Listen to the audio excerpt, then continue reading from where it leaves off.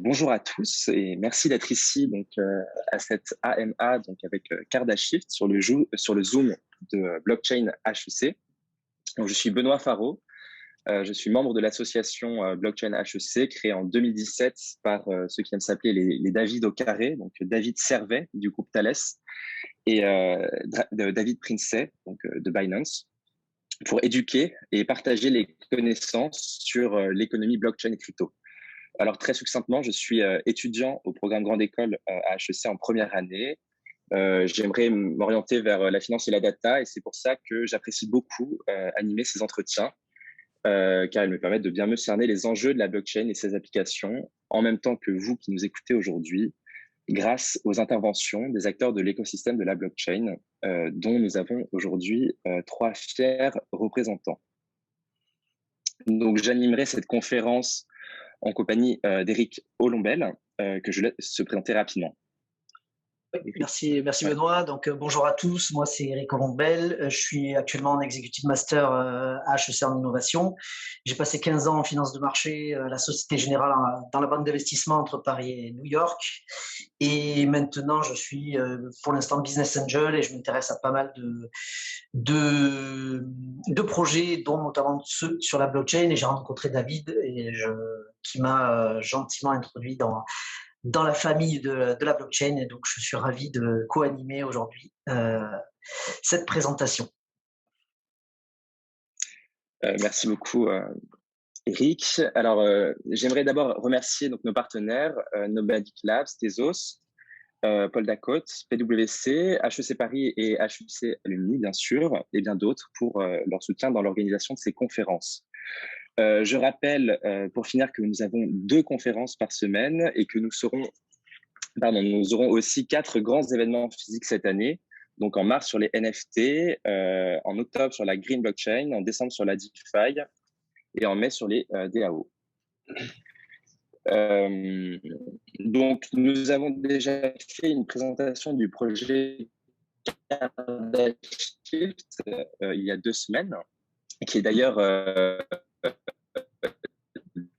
disponible sur notre site internet www.blockchain-hec sur ce projet avec un format un peu plus clair en fonction des questions-réponses que nous aurons. Donc avec les fondateurs, Constantin Grousdeff, Éric Raffin et Frédéric Arnoux. Donc bonjour messieurs. Je vous laisse vous présenter en 2 mots chacun votre tour dans cet ordre si cela vous convient. Et puis après, on enchaînera avec une série de questions-réponses. Donc d'abord des questions que nous allons vous poser, puis après des questions qui sont extraites du chat. Donc voilà, pour les participants et les personnes qui assistent à cette conférence, n'hésitez pas à poser toutes les questions que vous voulez dans le chat. Nous y reviendrons au fur et à mesure de la conférence. Ok, merci pour l'invitation à nouveau et merci de nous recevoir et ravi de pouvoir échanger avec vous. Donc, je suis Éric Raffin, je suis le fondateur de Matters. Matters, c'est une boîte qui a un peu plus de 14 ans et qui accompagne des entrepreneurs, donc des porteurs de projets depuis l'idée jusqu'à la réussite de leur business sur les marchés. Donc, ça fait longtemps qu'on fait ça et du coup, je suis aussi cofondateur de Cardashift avec mes amis Fred et Constantin et quelques autres à qui je laisse la parole. Bonjour à tous, donc Constantin Grousdev, je suis un ancien HEC, master spécialisé, CEO de SmartChain, donc un expert blockchain qui est acteur de l'univers et de l'écosystème depuis 3 ans, et comme Eric l'a dit, cofondateur de Cardashift. Et moi, donc c'est Fred Arnoux, donc ravi d'être là. Merci aussi pour l'invitation. Et donc du coup, moi, je suis cofondateur de Steem, qui est aussi une des 3 entreprises fondatrices du projet Cardashift. Et voilà, moi, je fais plutôt technique, mon ingénieur, enfin comme mes 2 collègues. Et j'ai été chercheur plusieurs années à l'école des mines sur des sujets de rupture et notamment dans le monde de l'énergie. D'accord, donc merci beaucoup. Donc voilà, on va enchaîner sur une série de questions qu'on va vous poser. Encore une fois, n'hésitez pas à poser toutes les questions qui vous viennent à l'esprit dans le chat. On s'arrangera pour les inclure dans le dialogue. Donc voilà, donc c'est des questions assez classiques. On va commencer par vraiment du très classique et assez large. Ça se calme, ça.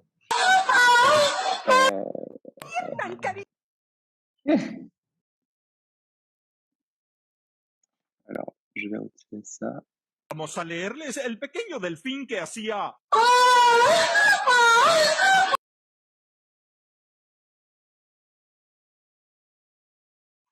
Est-ce que c'est bon? Est-ce que tu peux t'en occuper, s'il te plaît, Eric? Je pense que je l'ai C'est bon? cliqué. Merci beaucoup. Alors, je suis désolé pour cette interruption. On va du coup continuer. On va commencer en vous demandant, alors, qu'est-ce qui fait la valeur de votre entreprise? Qu'est-ce qui fait la valeur de Cardashift? Donc, alors, peut-être que, enfin, je ne sais pas comment est-ce que vous voulez vous organiser pour répondre à ces questions, mais peut-être si on garde un ordre, ce serait plus simple. Donc, pourquoi pas Constantin, puis après Eric et Frédéric. Voilà. Oui, pas de problème. Juste, est-ce que, et je laisse peut-être les personnes qui sont là aujourd'hui présentes, vous voulez rapidement une représentation du projet qu'on a déjà présenté, mais c'était peut-être pas les mêmes personnes qui étaient à l'AMA la dernière fois, ou est-ce que c'est good? Oui, ok, très bien. Cardashift, c'est un écosystème de financement de projets impact. Okay, donc, en quelques mots, plus concrètement, on est parti de deux constats. On est parti d'un premier constat qui est lui dans l'économie réelle, c'est qu'il y a un manque de financement pour les porteurs de projets impact qui est estimé à 2 trillions par an. Donc, il y a un manque de financement énorme sur les différents sujets environnementaux, impact social. Et d'un autre côté, il y a un univers qu'on connaît très bien, c'est l'univers blockchain crypto, où il y a beaucoup de liquidités. C'est assez facile d'aller chercher cette liquidité-là pour financer différents sujets qui sont parfois très loin de sujets impact. Et on se dit, bah, très bien, il y a ces deux constats-là. Comment est-ce qu'on fait communiquer les deux mondes? Comment est-ce qu'on construit un écosystème pour pouvoir justement financer des projets impact dans l'économie réelle avec cette liquidité dans l'univers blockchain crypto. Et de ça est né l'écosystème Cardashift qui va commencer par un launchpad. On va justement sourcer et lister des projets et qu'on va présenter à des investisseurs potentiels crypto blockchain qui vont être financés. Et l'autre point aussi qui est important et qui est différenciant, c'est qu'on ne va pas juste aller trouver un financement et aider à trouver un financement, on va aussi accélérer, accompagner ces projets-là pour qu'ils prennent vie. Voilà, en quelques mots. Est-ce que c'est clair ou est-ce que… Voilà. Je pense que pour démarrer, c'est très bien. Du coup, on peut. C'est en lien avec la deuxième question qui est plus relative aux compétences de l'équipe dirigeante. Donc, qu'est-ce qui fait la différence au sein de votre équipe dirigeante? Quels sont vos points forts? Quels sont peut-être les succès que vous avez eus par le passé dans différentes boîtes ou expériences? Et du coup, qu'est-ce qui fait la distinction entre ce que vous proposez de la concurrence, notamment? Je peux essayer de répondre. Donc en gros, ici, c'est les frontières des entreprises fondatrices permettent de répondre assez clairement à cette question. On a 3 entreprises en fait qui créent ce projet-là.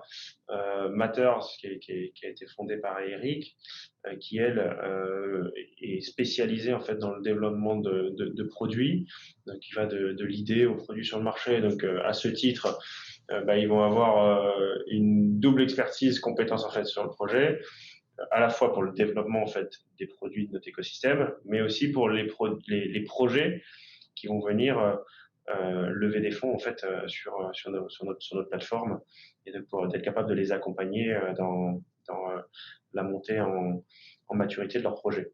Et ça, c'est le premier élément, sans rentrer dans le détail. Et donc du coup, en termes de succès, Matters existe depuis 14 ans et a un gros taux de succès en fait de nombre de projets mis sur le marché, plus de 9 sur 10. Et donc du coup, là-dessus, ils ont une grosse expérience sur ces sujets-là et majoritairement avec des startups. Ensuite, il y a donc Smart Chain qui, eux, vont être la partie garante à la fois sur le modèle économique, donc tout le modèle de tokenomics, etc., qui va être à créer en fait dans ces écosystèmes-là, plus toute la technologie blockchain, puisqu'on va être adossé à une blockchain, à la blockchain Cardano, et donc du coup, ils ont l'ensemble des compétences en fait sur cet éventail-là entre les modèles économiques, les business models et la technique. Et donc pareil, à double titre, à la fois pour développer nos produits, mais aussi pour les projets en fait qui vont lever des fonds sur notre plateforme. Et nous, Steam, donc la boîte que j'ai cofondée, nous on est spécialisé sur les stratégies et développement de produits avec deux éléments importants, à la fois être capable de travailler, créer des propositions de valeur qui sont différenciantes, et deuxième chose, et c'est là qu'on va être très utile pour la plateforme, sur des sujets à impact fort. Et donc du coup, nous on va s'occuper de développer en fait l'ensemble des critères, grilles, indicateurs en fait d'assessment pour être sûr que les projets qu'on va aller chercher remplissent bien les promesses en fait qu'ils ont posées. Voilà. Donc ça va être ça les trois éléments trois compétences en fait qu'on a et qui normalement devraient permettre de faire aboutir ce projet-là. Voilà. Ouais, et si je peux me permettre de rajouter du coup, la particularité de Kardashian, c'est que ce sont 3 boîtes qu'ils montent. D'habitude, on s'intéresse beaucoup à l'équipe de direction fondatrice en démarrage de nouveaux projets. Et en fait, on a d'une certaine manière la chance d'avoir 3 boîtes et du coup 3 équipes de direction déjà en place et 3 fois des équipes en place. Donc il y a toute une armée derrière nous, tout plein de gens qui œuvrent chaque jour et qui sont déjà constitués, qui travaillent déjà ensemble. Et d'ailleurs, les 3 boîtes travaillaient déjà ensemble avant de monter ce projet. Et donc en plus, elles savent bosser en cohérence. C'est très clair. J'en profite juste parce que du coup dans le chat, Tanguy a donné un premier élément de réponse et ça tombe bien parce que donc on fait un parallèle avec Time for the Planet. Je ne sais pas si vous avez connaissance de cette boîte qui s'est lancée récemment et qui essaie de faire de la levée de fonds pour des projets un peu à impact positif pour la planète. Est-ce que c'est un peu le même état d'esprit avec énormément de tokenisation et de technologie associée? Est-ce que c'est dans ce même état d'esprit ou est-ce que c'est qu'une partie? Donc Tanguy a répondu que c'était en plus ça apportait un accompagnement pour l'accélération des projets. Mais est-ce que ça peut être un bon parallèle pour amener une comparaison en termes d'orientation à but de la boîte? Alors, dans les projets qui sont visés, globalement, je pense qu'on va rejoindre les thématiques qui sont adressées par Time for the Planet.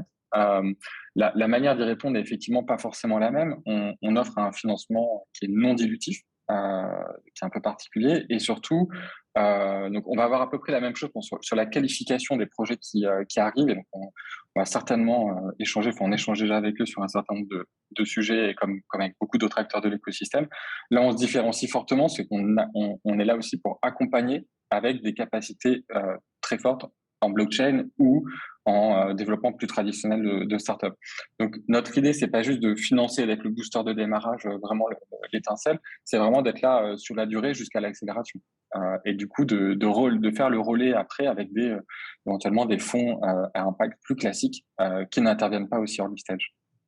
Et si je peux rajouter un élément, effectivement, sur le fait qu'on soit justement dans le monde de la blockchain et donc avec des cryptos et avec sur les projets qu'on va accompagner, effectivement, la possibilité de créer des tokens et des tokenomics vont nous permettre en fait d'incentiver en fait les personnes qui vont investir sur les projets de la même manière que des investisseurs le feraient sur des titres en fait sur des projets dans le monde réel.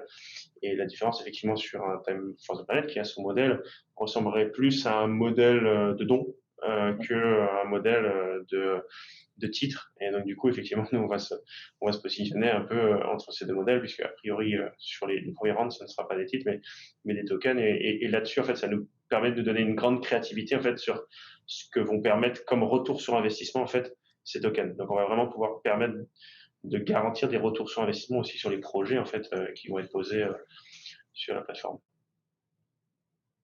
Très clair. Et alors juste avant que Benoît, tu Tu enchaînes donc vous parliez de donc énormément de personnes et donc 3 équipes qui sont unies sous un même projet.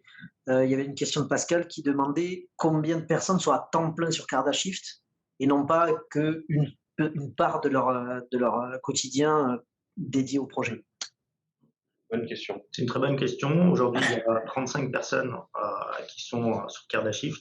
En temps plein, ça représente à peu près 25-30. On est à peu près sur cette eau-là. Il y a 100 personnes aujourd'hui au sein des 3 entreprises. Okay, et le but, c'est justement d'avoir des personnes qui sont dédiées au projet, qui partagent vraiment la vision, c'est le cas aujourd'hui, et derrière aussi de renforcer l'équipe dès qu'on a la possibilité de le faire. Super. D'accord, très bien. Merci beaucoup. Du coup, maintenant, on va passer donc sur une question un petit peu différente, donc en rapport avec l'offre, donc ce que vous offrez, ce que Cardashift offre. Donc, une question qui sera double. Premièrement, dans quelle mesure votre offre de produits ou de services, donc là, de services, est-elle unique ou voilà, plus intéressante que ce qui peut déjà exister sur le marché? Et comment est-ce que vous faites pour en protéger la propriété intellectuelle? Je peux répondre si vous voulez. Donc, en gros, sur l'offre, effectivement, aujourd'hui, on est un peu en océan bleu là sur ce qu'on est en train de proposer, puisque en gros, on a des acteurs en fait, effectivement, dans l'économie réelle qui sont placés sur des modes de levée participatifs, les gros acteurs du crowdfunding, les grosses plateformes européennes ou américaines que vous connaissez tous, Indiegogo, etc. Mais qui ne sont pas forcément orientés sur des sujets impact. Voilà. Donc déjà, rien que là-dessus, en fait, on se différencie un peu, si ce n'est que il y a quand même des plateformes qui se positionnent dessus, mais pas forcément les très très grosses. Et dans le monde de la blockchain, on a ce qu'on appelle du coup des launchpads, qui sont justement spécialisés sur la levée de fonds pour des projets, mais qui sont d'une part, pour la plupart, et enfin d'ailleurs on n'en connaît quasiment pas, orientés impact, et d'autre part, qui sont plutôt uniquement sur du financement. Et notre modèle ressemble plutôt à un accélérateur qui va permettre du financement qu'à un launchpad au final. Donc voilà. Donc à ce titre-là, pour le moment, et ce monde-là va tellement vite que je dis bien pour le moment, on n'a pas d'acteurs identifiés concurrents en tout cas sur ce qu'on va proposer. Voilà. Et donc du coup, à ce titre-là, vraiment l'offre n'a pas forcément d'acteurs clairs. Et l'offre derrière est très claire à ce que disait Constantin, c'est proposer à des porteurs de projets impact des sources de financement plus simples que ce qu'ils auraient en fait dans l'économie réelle, plus simple, plus élevé, et derrière un programme d'accompagnement et des experts du développement de produits. Et du coup, pardon. Vas-y. Non, c'était dans la même lignée.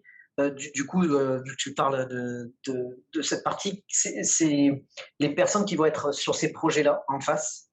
C'est quel type de public ou de personnes, d'équipes, d'entreprises? Est-ce que c'est des associations? Est-ce que c'est ça va être qui le type de public en face avec qui vous allez en gros offrir votre prestation? Et est-ce qu'on a déjà une idée de la taille que ça représente en termes de market cap, de taille de marché à ce niveau-là? Ouais, je peux répondre. Peut-être je reviens sur le dernier point très rapidement qui était la question sur l'IP.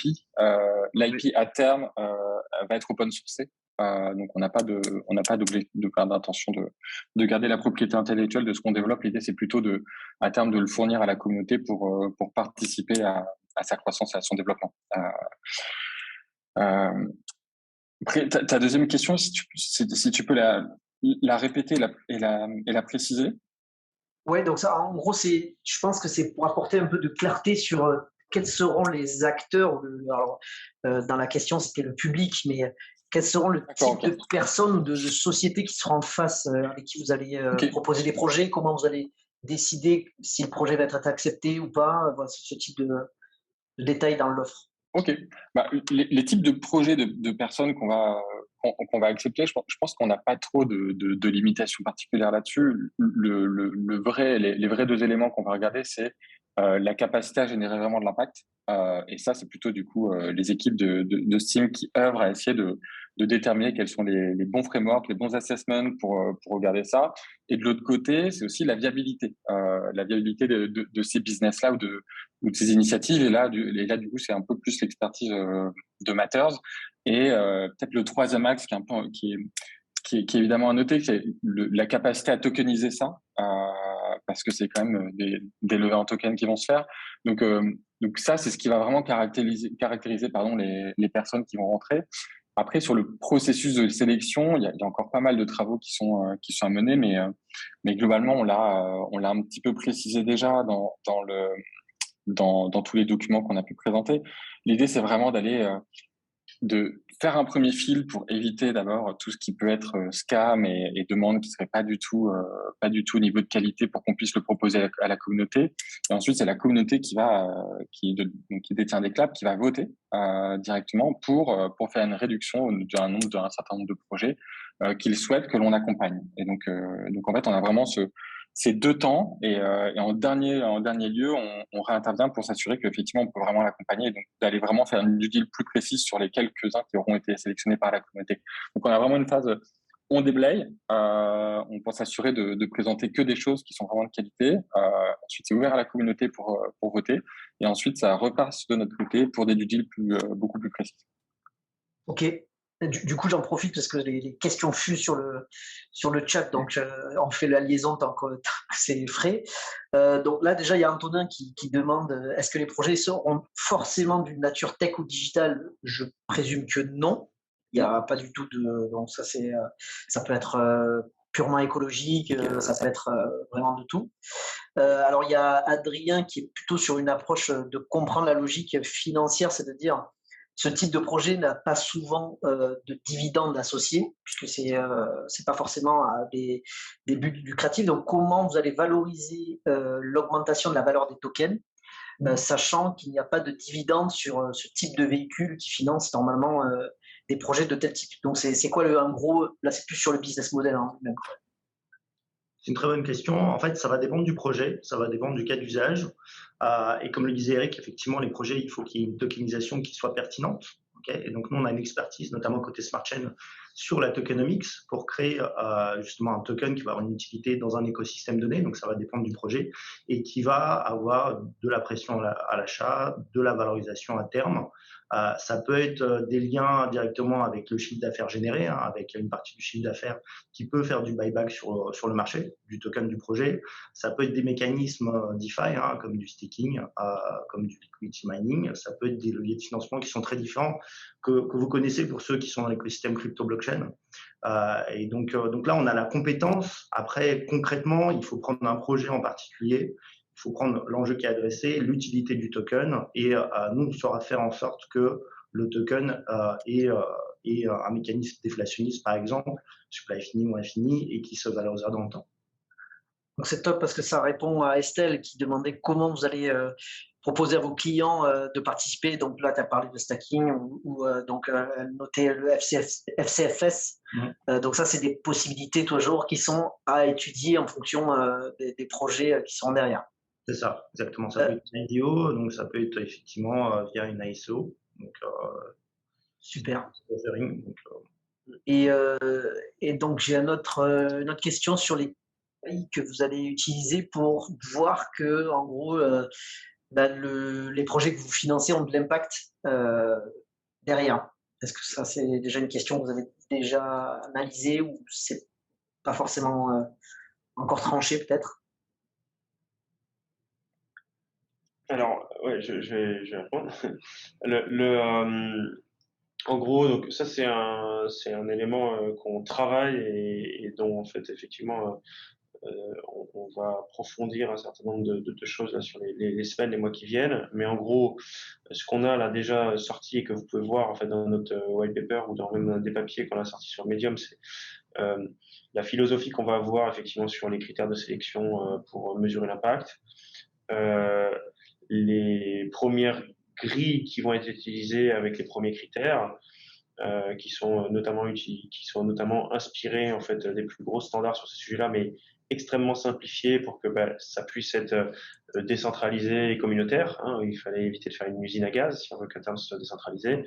Et derrière, on va avoir des travaux qui nous permettent d'aller vers quelque chose qui nous permet de suivre l'impact au fur et à mesure du projet pour éviter qu'on ait une grille, le projet qui soit lancé et puis plus rien derrière par rapport à la promesse. Et donc là-dessus, ça va être beaucoup, en fait, notre parti pris, ça va être beaucoup de l'accompagnement en fait de ces projets-là pour qu'ils soient le plus possible à l'impact, plus que de l'évaluation pure et dure, puisqu'en fait, vu qu'on va être sur des phases très très amont, c'est très compliqué de dire, en fait, ton impact, est-ce qu'il est déjà très positif, très bon, très à l'échelle.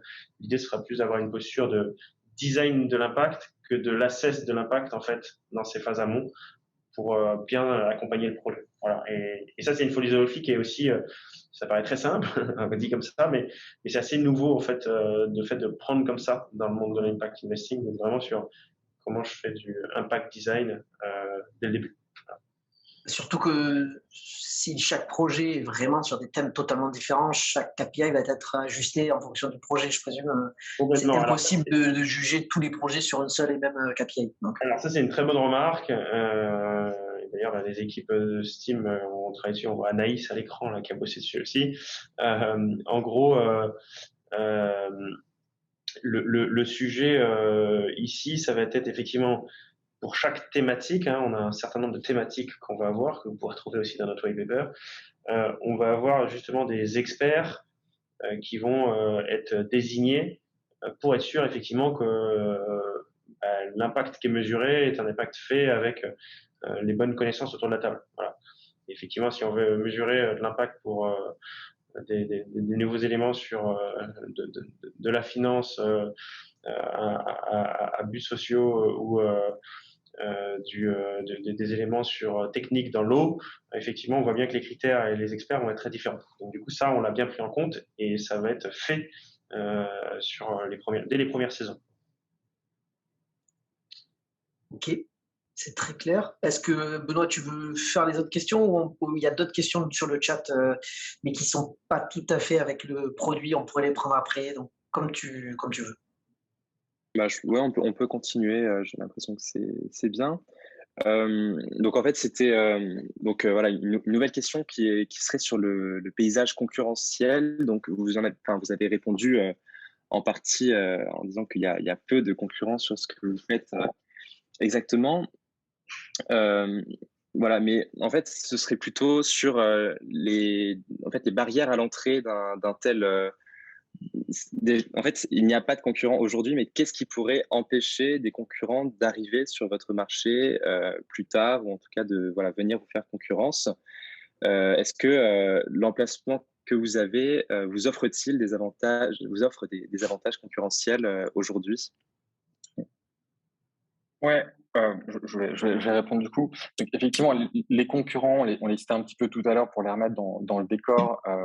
Il y a des launchpads, des fonds impact, mais qui n'arrivent pas forcément à early stage, du financement participatif un peu plus traditionnel. À côté de ça, il existe aussi plein d'accélérateurs sur le marché.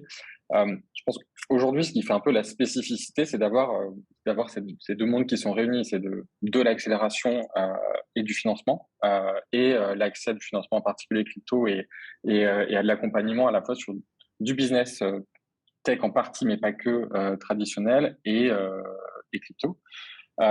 Les barrières à l'entrée, je pense que c'est essentiellement la capacité à créer, à monter très rapidement un pool de compétences et de savoir-faire tels qu'on les a réunis avec les trois boîtes. Je pense que c'est le plus gros frein. N'importe quel acteur qui voudrait arriver serait obligé de créer tout ça, ce qui me semblerait pas évident. Mais je laisse mes amis compléter s'ils ont d'autres points aussi saillants. Moi, je rajouterais que le but aussi du jeu, c'est de créer une infrastructure qui va être inclusive, qui va faire venir les acteurs aussi qui sont peut-être concurrents aujourd'hui sur le papier, effectivement, quand on parle de Launchpad, quand on parle de fonds impact. Mais le but du jeu, c'est vraiment de créer une infrastructure, un écosystème qui va inclure tous ces acteurs-là à terme. Donc, en créant les bons outils et le bon framework d'accélération.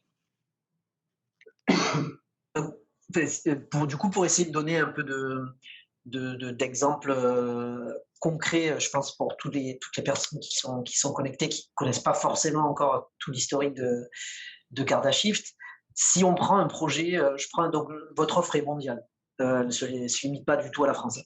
Je prends un projet en Afrique sur apporter des solutions d'énergie solaire pour de l'électricité dans un village. Je pense que ça, typiquement, c'est un type de projet qui rentrerait un petit peu dans les critères de sélection. Donc, ça veut dire qu'une personne en Afrique, personne ou société, vient vous contacter, ou vous le trouvez, vice-versa, et vient vous dire, j'ai ce projet-là, il va pitcher, il va vous présenter tout son projet, et il va vous dire, j'ai besoin de temps pour lancer ce projet, est-ce que je peux faire partie du Launchpad, et du coup de rentrer dans votre solution. Là, vous l'incorporez, et vous allez l'aider à que son projet soit mis en œuvre. Que ça soit une aide financière, une aide d'aide au projet, une aide d'organisation, de tout ce qu'on a en tête, finalement comme une start-up qui voudrait se faire incuber. En fait, c'est vraiment ça le. Effectivement, tu as effectivement ces phases-là. Hein, c'est en gros, tu as première phase, c'est effectivement nous qui faisons un appel à projet à impact. Donc, du coup, sur une ou plusieurs thématiques en fonction des saisons. On a déjà 5 qui sont prédéfinis dans le white paper. Une fois qu'on a fait cet appel, effectivement, il y a des gens qui vont répondre. Nous, on va, donc Eric a expliqué le processus de sélection. Hein. On va présélectionner pour éviter les scams. La communauté va voter, puis nous, on va sélectionner trois gagnants à peu près. Ces 3 gagnants-là, ont retenu plutôt, on va les accompagner pour les aider à aller lever des fonds en crypto-monnaie en fait sur la plateforme, donc faire ce qu'on appelle leur IDO. Pour ça, en fait, ils vont avoir du support de nos 3 entreprises sur leur tokenomique, leur impact, donc leur tokenomique avec Smart Chain, leur impact avec Steam et leur product market fit, business design avec Matters. Et donc ça va être financé. Ça, c'est aussi l'originalité, parce que ça va être financé. On va avoir des modèles, grâce à tous les possibles qui sont permis par la crypto-monnaie, on va avoir des modèles qui permettent de financer ça. Et une fois l'IDO réalisé, derrière, ils vont rentrer dans un programme d'accélération qui va durer à peu près 12 mois et qui va permettre de s'assurer que la promesse des fondateurs est bien délivrée, avec tout le support nécessaire qui va être mis à leur disposition, au départ par nos 3 boîtes, mais on espère justement pour être sur un modèle décentralisé, par plein d'acteurs. Enfin, ce que disait Constantin, c'est qu'on veut être très inclusif, par plein d'acteurs qui seront a priori bons experts sur ces sujets-là, qui vont pouvoir aussi accompagner ces projets pour que ce soit disponible aussi partout dans le monde. Puisqu'il faut qu'à un moment donné, il y ait une forme de réalité en fait à ces projets-là. Voilà. Donc en gros, ce que je viens de dire là, ça résume à peu près en fait le parcours que va avoir finalement un projet au travers notre plateforme, notre écosystème de produits. Ça, c'est super intéressant. Et du coup, la techno blockchain qui est du coup que vous offrez à celui qui lance son projet en Afrique, on reste toujours sur ce cas pratique. Lui, c'est pas finalement la blockchain en lui-même qui va l'aider à faire son projet. Par contre, votre solution blockchain va permettre plutôt pour le vote de la communauté pour les différents projets, pour valider la qualité du projet, des deliverables du projet au fil de l'eau. En gros, la blockchain va aider dans quoi sur la vie du projet en fait. Ouais. Donc je pense que c'est ça qu'il y a beaucoup de gens qui essayent de faire ce parallèle. Oui, bien sûr, bien sûr. La blockchain, donc dans un premier temps, ça permet de financer le projet. Okay, donc de mettre en avant le projet sur un launchpad, de le financer, de le rendre sexy via un token du projet. J'en profite pour répondre à une des questions du chat, même 2. Pourquoi on crée un token spécifique par projet? C'est justement pour le rendre intéressant auprès des investisseurs et pour lui donner une certaine utilité. Okay, donc on va avoir des projets où c'est pertinent de créer un token de gouvernance. Et donc, on va mettre des mécanismes très différents, une tokenomics différente, ce que j'évoquais tout à l'heure, par projet, d'où l'intérêt de créer un token spécifique par projet qu'on va financer, qu'on va accompagner. Ensuite, ce qu'on va faire aussi, c'est qu'on va développer un certain nombre de produits, notamment sur des briques DeFi, comme des principes de DEX, de liquidity pool, qui vont servir à différents projets. On peut très bien imaginer créer un wallet universel avec une application qui permet de faire du prêt pair à pair ou des assurances pair à pair et de le faire en marque blanche ou en open source. Et derrière, en fonction du besoin du projet, du porteur du projet, on va dire très bien, on a pour toi un mécanisme de financement qui est liquide. C'est un nouveau mécanisme qui est accessible via un launchpad auprès d'une communauté qui est bien identifiée, communauté crypto. Et en plus, par rapport à ton besoin, effectivement, tu as besoin d'une brique produit qu'on a développée dans l'écosystème et qu'on met à ta disposition. Voilà. Super. Et l'autre partie qui est importante, c'est qu'effectivement, on va le faire par plusieurs phases. Donc, on commence avec 3 entreprises. On commence avec des mécanismes qui sont en partie centralisés, mais le but du jeu, c'est de faire plusieurs phases, d'aller vers une gouvernance décentralisée, d'avoir une ambition globale avec un écosystème, avec des acteurs locaux en Afrique qui vont faire de l'accompagnement sur de la blockchain, sur du produit, sur de l'assessment, de l'impact, etc. Donc, voilà, l'ambition, elle est vraiment globale et communautaire. Et du coup, dans l'ordre, si je me permets de compléter, dans l'ordre, là, on va commencer par le René pour, d'une certaine manière, écrire le livre de recettes de comment on pense qu'il faut s'y prendre. Comment est-ce que chez nous, on a dû s'y prendre. Et ensuite, l'idée, c'est que ce livre de recettes, on puisse le partager à tous les acteurs locaux qui soient capables de le répéter et que notre objectif à la fin, c'est quand même d'avoir de l'impact, c'est pas un terme joli, mais un impact social et environnemental global, qui soit pas juste local et porté par nous, mais que ça se calme. C'est très, très intéressant. Et je pense que c'est en gros, la journée d'un projet. Je pense que c'est ça qui manque à pas mal de monde qui s'intéresse à tous ces projets-là. Et c'est de dire comment je fais la liaison entre une solution qui est hyper tech et hyper innovante et un projet qui est, lui, dans le fin fond d'un pays qui n'a pas forcément tout l'accès à toute cette technologie. Donc là, il y a Tanguy qui a répondu sur le chat, c'est que vous allez faire appel aussi à des personnalités, des ambassadeurs, etc., pour faire la liaison entre les deux, parce que je pense que c'est pas si facile pour faire cette liaison. Et du coup, la partie commercialisation, elle va faire appel à beaucoup d'ambassadeurs qui vont jouer ce rôle d'apporteur, pas d'apporteur d'affaires, mais apporteur de projets pour vous. Oui, et également de partenaires. On est en discussion assez vive avec pas mal d'organisations qu'on intéresse, ou en tout cas avec qui ça vaut le coup de parler, qui ont déjà des présences dans le monde entier pour certaines, ou des connaissances très très pointues dans plein de domaines sur l'assessment, ou qui ont déjà rené des appels à projets très très massifs, donc qui reçoivent des milliers de candidatures par an et qui peuvent pas forcément prendre ou qui ne savent pas forcément accompagner. Donc en fait, on travaille un peu avec tout type de personnes qui pourraient effectivement nous permettre d'avoir plein de projets, plein de personnes locales et de réseaux locaux pour être capables d'accompagner et de s'assurer aussi de la réalité d'un impact. C'est-à-dire que financer quelque chose à l'autre bout de la planète, si on n'est pas capable d'avoir quelqu'un qui s'assure qu'effectivement ça a lieu, le projet a lieu, que ses externalités sont positives et négatives sont correctement évaluées, ça nous permet pas. Enfin, si on n'a pas ça, on n'est pas capable d'avancer correctement. Ouais. Oui. Donc, pour résumer, c'est très ouvert. Puisqu'on offre un nouveau mécanisme en fait de financement à ce type de projet-là, auquel ils n'avaient pas accès jusqu'à maintenant. Et du coup, en fait, plus on va avoir de partenaires qui notamment ont déjà des deal flow de projets ou des projets ACC, etc. sur ce type de choses, et on va pouvoir nous-mêmes compléter en fait ce que certains de ces porteurs de projets ont déjà eu comme financement ou accompagnement. Plus c'est intéressant et plus c'est vertueux en fait pour l'écosystème et puis pour la finalité qui est d'avoir des projets qui vont tous dans le bon sens et qui sont projets à impact environnemental et social. Oui, tout à fait. Et du coup, quand Eric, tu parlais des gens sur place, c'est de déterminer des sortes d'oracles physiques qui soient sur place pour un petit peu faire un audit des différents projets. C'est ça, le but, c'est de créer un écosystème moi j'appelle ça oracle, mais on va appeler ça de gens qui vont s'assurer que la qualité des projets est d'accord. C'est très clair.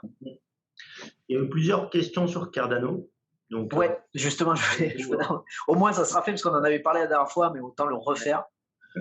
Et bien sûr, donc pourquoi Cardano? Alors, il faut savoir que Smart Chain, nous, on ne travaille pas uniquement avec Cardano, on travaille avec d'autres protocoles. On est très proche des protocoles avec qui on travaille, donc notamment IOHK, c'est Paul Herré de Cardano, la fondation Cardano.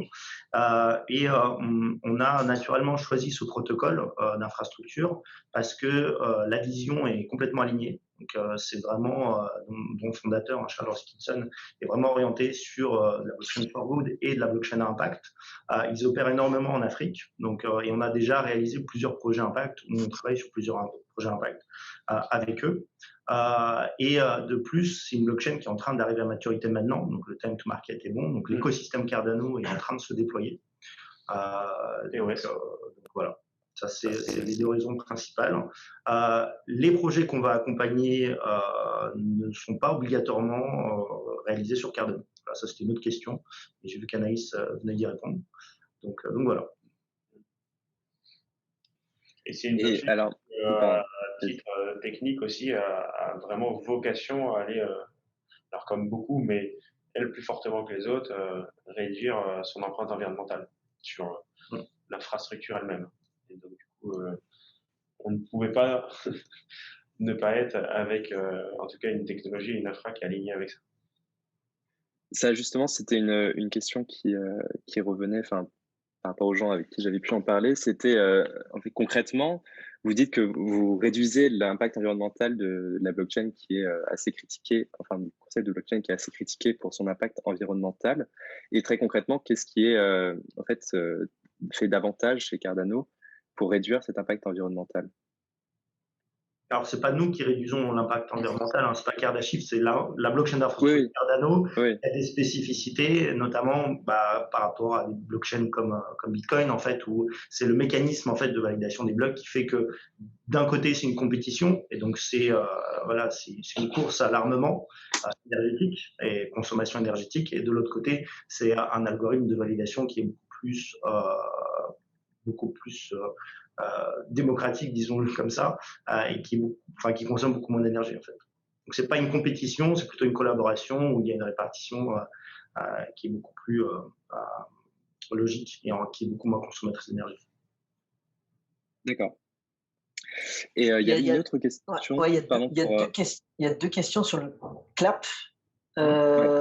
Du coup, donc d'Eliott, je sais plus qui avait posé l'autre question. Donc c'est concrètement, vu que peut-être il va y avoir plusieurs tokens qui vont être émis, quel va être l'avantage ou l'intérêt de posséder du clap pour les investisseurs, je présume? C'est une très bonne question. Donc effectivement, le clap, c'est un token de gouvernance avant tout, donc il permet de voter, mais pas uniquement sur la sélection de projets. Il va permettre de voter globalement sur le fonctionnement de l'écosystème. Okay, donc la sélection aussi des acteurs, une fois qu'on aura des acteurs locaux, c'est la communauté qui va pouvoir dire ok, très bien, c'est cet acteur-là qu'on va plutôt mettre en avant pour accompagner un projet donné parce que ça va être le plus pertinent pour nous. Ça va être aussi sur l'utilisation de la trésorerie globalement, c'est quelles sont les affectations. On va soumettre des propositions là-dessus. Pour la sélection des projets, il y a un intérêt aussi très fort pour les investisseurs, c'est que si vous votez pour un projet en stackant du clap et que ce projet est sélectionné, vous avez accès à la waitlist pour participer à l'IDO. Okay, et donc derrière, en plus, on va mettre en place des mécanismes DeFi plus classiques, comme le staking par exemple. Donc il y a vraiment plusieurs avantages à détenir du clap en dehors juste du vote sur les projets.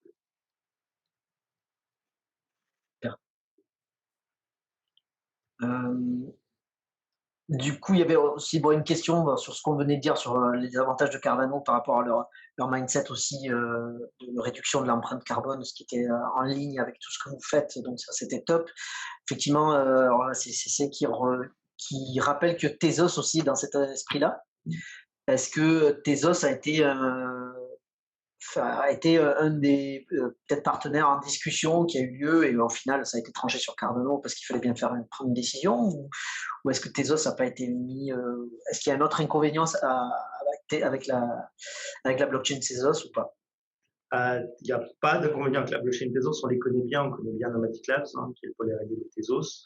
La réflexion n'a pas été longue en fait. Effectivement, techniquement, il y a plusieurs blockchains qui conviennent à ce qu'on veut faire, même si Cardano a été sûrement la blockchain qui a le mieux anticipé les enjeux de scalabilité et interopérabilité. Vraiment, c'est une blockchain qui a des fondamentaux techniques qui sont très, très solides. Tezos, c'est une blockchain avec qui on travaille, donc qui est très intéressante aussi, mais qui n'est pas vraiment tournée uniquement sur l'impact. Okay, ils ont un scope, ils ont des applications plus larges. Cardano et OHK, ils opèrent vraiment sur ces sujets-là à grande échelle. C'est-à-dire qu'ils travaillent déjà avec des POC à 5 millions de personnes sur des sujets de DID en Afrique. Ils ont des community hubs dans les différents pays en développement. Ils sont beaucoup plus avancés sur ces sujets-là et c'est quelque chose qui est central dans la création même de la blockchain d'infrastructure, cette vision impact. Donc le choix s'est naturellement porté vers Cardano. Très clair. Benoît, je ne sais pas si… Bon, on peut continuer. Enfin, on a bientôt fini, le temps passe assez rapidement. Il y a deux questions qui trois questions qui restaient. J'en avais une qui était donc pour revenir un peu sur les partenariats que vous mettez en place. Vous avez parlé pas mal des partenariats privés avec d'autres entreprises privées, mais ce concept de l'impact, c'est quelque chose qui est aussi porté par les pouvoirs publics assez largement. Et donc, est-ce que vous pensez ou vous avez créé des partenariats avec les pouvoirs publics, que ce soit au niveau de l'Europe, au niveau de l'État, ou ce genre de choses? Alors, pour le moment, on va dire le pool de partenaires, il est en construction. D'ailleurs, c'est Tanguy Friand qui répond sur le chat, qui est en charge de ces sujets-là chez nous. Pour le moment, donc les partenaires, ils vont être annoncés au fur et à mesure, en fait, là dans les jours qui viennent avant l'ICO et puis notamment pas mal après l'ICO. Mais on est en train de se rapprocher avec des partenaires qui sont effectivement très institutionnels, notamment en France. Donc, on ne peut rien annoncer, mais effectivement, l'objectif, étant donné qu'on va avoir un impact dans le monde réel, et effectivement voilà, Tanguy écrivait qu'on est en discussion avec les pays, c'est de plus dont je parlais. Effectivement, on va avoir des rapprochements avec, en tout cas, on a des discussions très avancées avec des acteurs de ce type-là. Voilà. Donc, il devrait y avoir un certain nombre d'annonces sur ces sujets-là dans les jours et les semaines qui viennent. Mais c'est une intention forte. On échange déjà avec des États, notamment en Afrique. Voilà. D'accord. Ok. Et effectivement, l'écosystème est inclusif le jour où c'est les États qui viennent nous voir parce que ils ont fait effectivement cet enjeu aussi d'adresser le financement des projets impact. C'est qu'on est plus que sur la bonne voie. C'est que ça marche bien. Et justement, pour rester sur ce champ lexical, est-ce que vous pouvez nous présenter, est-ce que vous avez des réussites vraiment concrètes ou des succès que vous avez, dont vous pouvez déjà parler à cette étape de votre projet?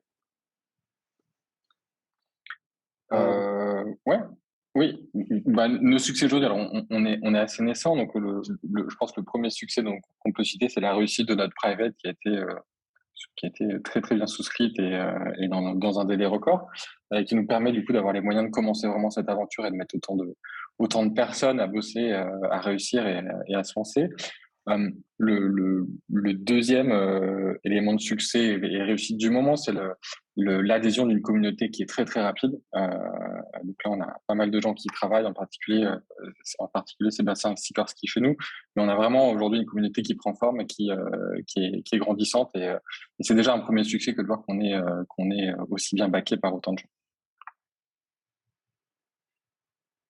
D'accord, très bien. Merci beaucoup. Voilà, donc je pense il reste encore une question sur un peu les tokenomics. Alors, combien de droits de vote, donc combien de claps ont été vendus ou déjà émis lors des 3 dernières ventes? Est-ce que les tokens détenus par l'équipe Cardashift participent au droit de vote? Je présume que oui, mais je vous laisse confirmer ou infirmer. Oui, bien sûr. Donc, il y a donc les tokens de la team Cardashift sont lock et ne participent pas au vote. Okay, donc il y a une partie, donc il y a 2 ventes en fait. Il y a une private sale qui a été faite, il y a une public sale qui va inclure 2 phases qui sont faites, et on est à peu près sur 27 à 28% de tokens qui vont être mis en vente et du coup qui vont pouvoir participer aux différentes phases de vote. Ce qui est important de savoir, c'est que on a longuement réfléchi justement au mécanisme de vote pour éviter qu'il y ait un gros ou 2 gros détenteurs de clap qui puissent être décideurs sur l'ensemble des projets.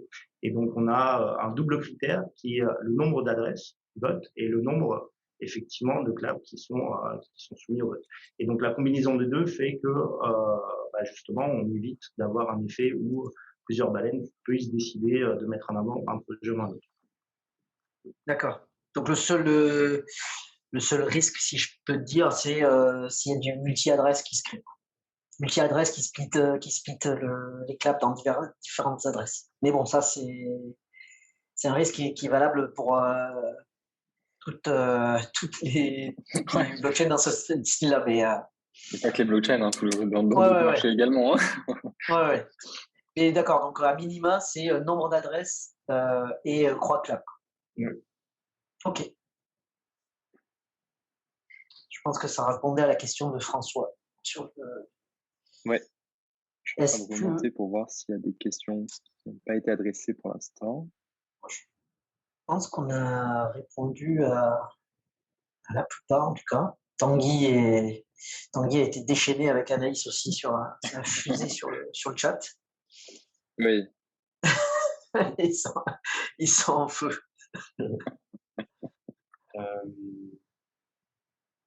Alors nous si jamais est-ce que peut-être vous avez quelque chose à ajouter? Vous avez fini les questions de votre côté, Eric, Benoît, et qu'on a vu que c'était fini sur le chat. Nous, on a une petite requête qui nous aiderait beaucoup si jamais vous pouviez la réaliser. En fait, sur Twitter, en pin en haut de notre Twitter, et Eric ou Anaïs, peut-être que vous pouvez remettre le lien dans le chat de ce petit tweet. On annonce en fait l'ICO qui va avoir lieu en 2 temps, la flash le 27 et puis le 28 pour la publique. Et enfin les deux sont publics, mais il y a une flash le 27, mais elle est en 2 temps et avec un KYC qui démarre le 21, donc là cette semaine, et puis qui s'arrêtera le 26.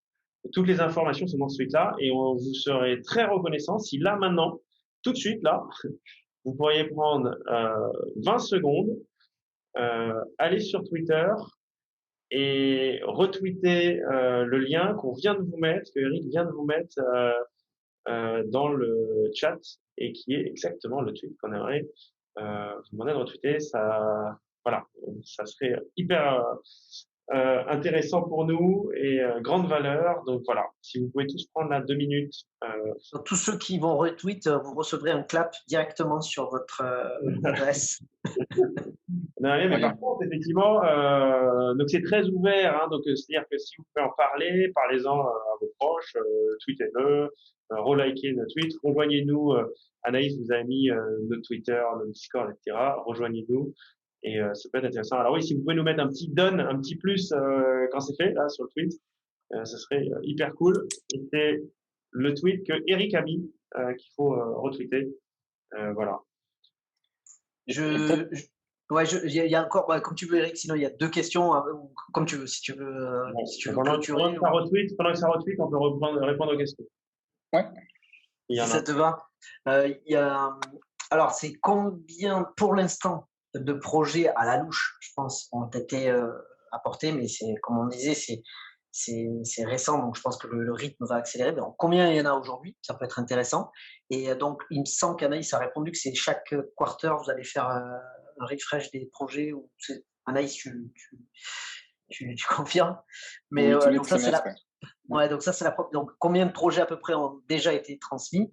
Et le deuxième, ça c'est intéressant, c'est quand vous rentrez dans un projet, est-ce que vous avez une approche un peu investisseur, c'est-à-dire vous participez aux résultats, est-ce que vous rentrez comme une sorte de private equity dans la boîte, dans le projet, ou est-ce que vous n'avez aucun intérêt sur les revenus ou le résultat qui va résulter du projet?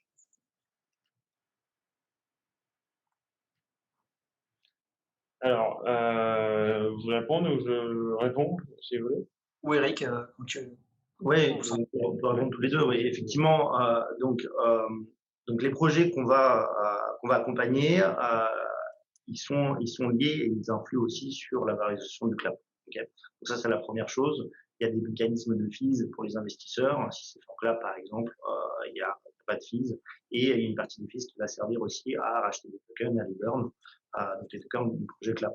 Ensuite, les projets qu'on accompagne, c'est ce qu'on fait déjà aujourd'hui en dehors de Kardashian.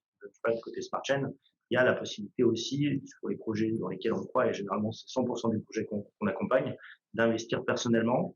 Et après, pour Cardashift, une fois effectivement qu'il y aura la gouvernance communautaire qui sera mise en place, il est envisageable effectivement que la communauté se dise OK, on va aider ce projet-là en particulier, on va aider tous les projets avec une prise de participation en token ou en equity si c'est intéressant pour le porteur du projet.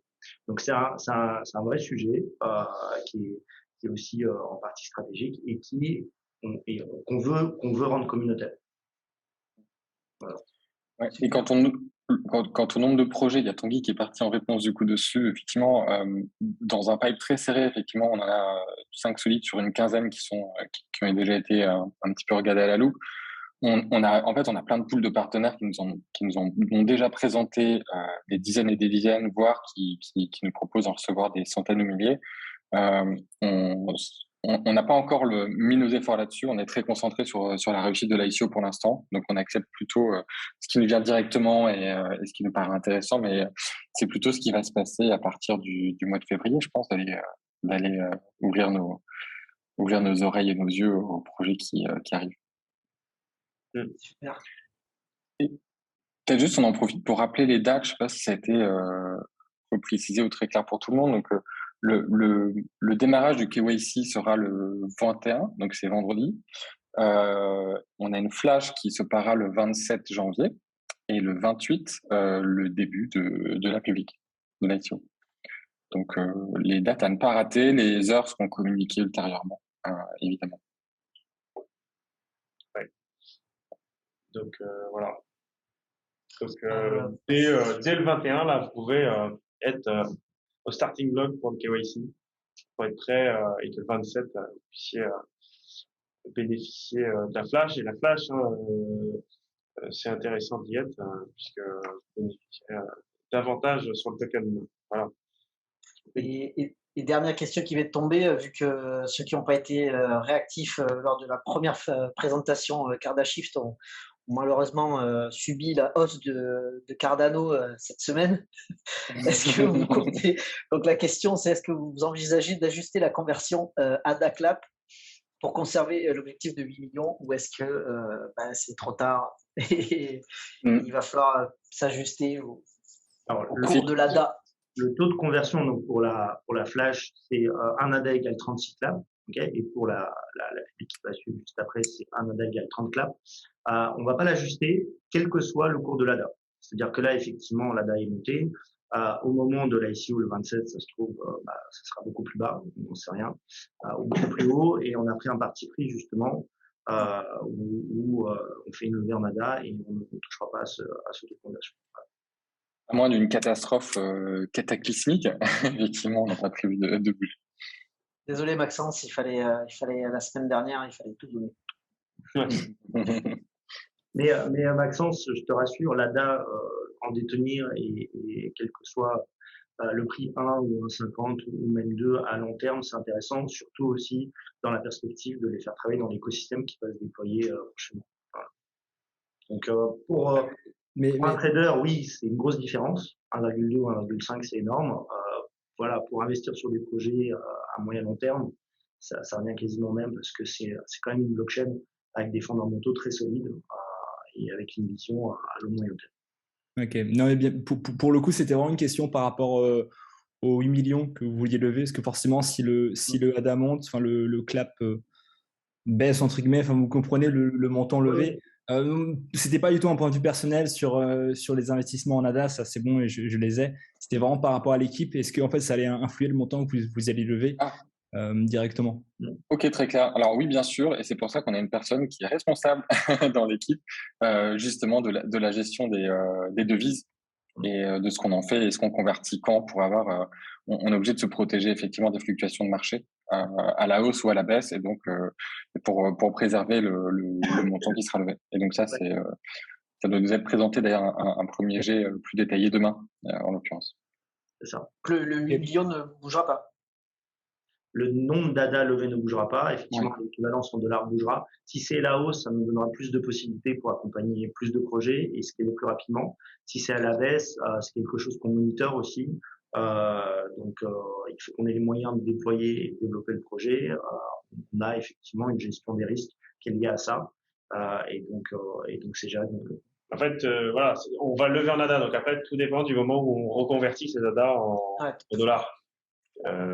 Si jamais il y en a beaucoup, peut-être qu'il faut qu'on ait une stratégie de conversion un peu plus tôt.